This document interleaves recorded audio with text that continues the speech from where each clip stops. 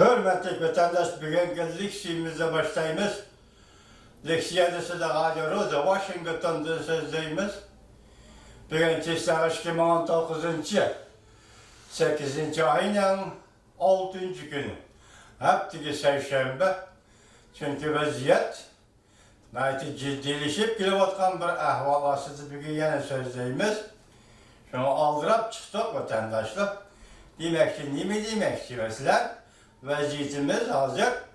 Amerika Koşmuş Ştatları Devlet Meclisi Avam Palatası'nın başlığı Nancy Pelosi Hanım Şangan halkının demokratik gayelerini kişilik hukuk ölçemleri asasında elip bervatkan namayişini kolladı. Bu katta bir iş oldu.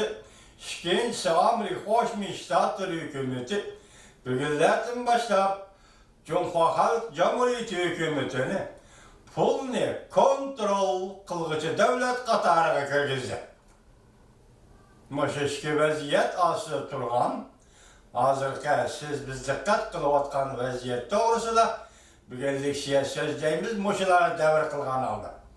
Vatandaşlara tapşırımız. Mavzumunda Amerika Koşmuş Ştatları Devlet Meclisi Avam Palata Başlığı Nancy Pelosi Hanım bayanat ilan kılıp Şangan yani Hong Kong namayişçilerine kollaydıqallığını bildirdi.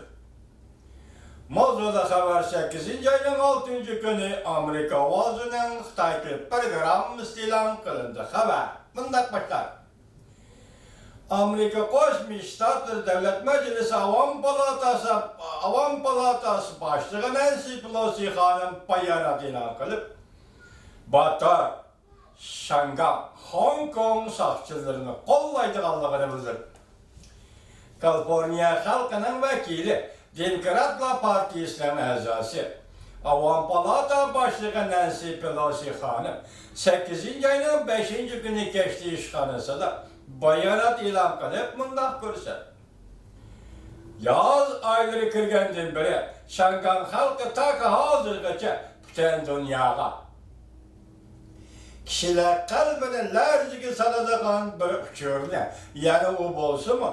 Erkinlik, adalet ve demokratik gayeyle adaletsizlikten herkes korkup kalmaydı ve adaletsizlik bu gayelani herkes yoktalmaydı diyen hüccarda takattı. Hong Kong halk yaptığın dünyaya. Pelosi Hanım onda görsetti. Şangan halkı kaltız batırlık kıldı. Kanun bilen devlet başkuruşunu red kılgan, bir devlet işgal tüzümünü icra kılışını red kılgan, korkançak bir hükümet bilen Rusiyan seleştirme peyda kıldı Şangan Hong Kong halkı. Bundan 20 yıl burun Cungo hükümeti Şangan'da bir devlet işgal tüzüm siyasını icra kılımız da verdi belge.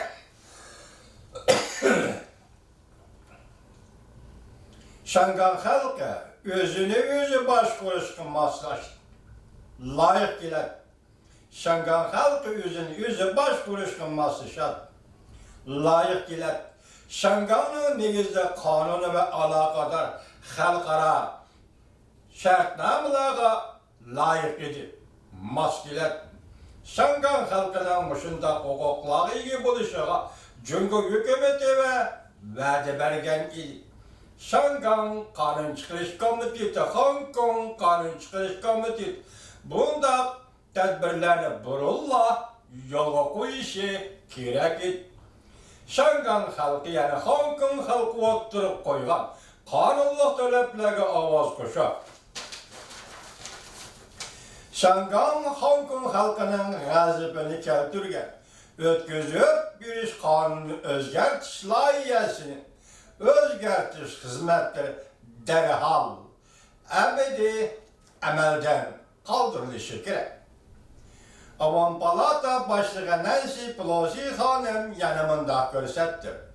Amerika Koşmuş Ştatları Devlet Meclisi'ndeki Demokratlar Partisi azaları ve Cumhuriyetçiler Partisi azaları Şangan, Hong Kong halkı bilen bir septe durup, ulanın yani Hong Kong halkının erkillik ve demokratik kelbisiga ega bo'lishini umid qiladi. Nancy Pelosi xanım mundaq ko'rsatdi.